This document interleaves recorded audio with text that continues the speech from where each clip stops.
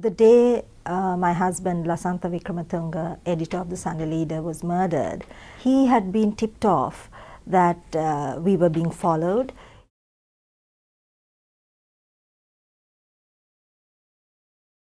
What we know after the fact is that he was ambushed and murdered 5 minutes away from his office.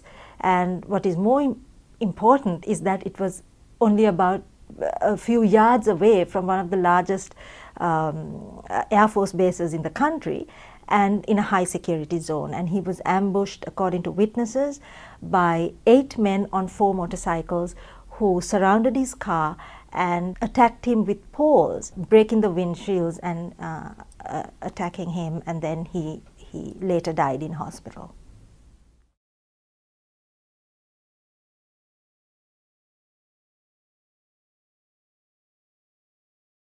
He had been talking to both me and to some of his family, his brother, about the threats he was receiving. And we knew that with the escalation of the war and the renewed military offensive in the north, and the fact that Lasantha and his newspaper was now highlighting civilian casualties and the aerial bombardment of hospitals and schools, that his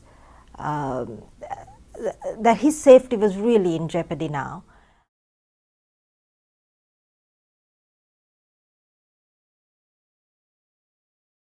There were bogus investigations, and I feel that the best evidence of complicity of the government was in fact its reaction to the murder and to the investigation and what happened after.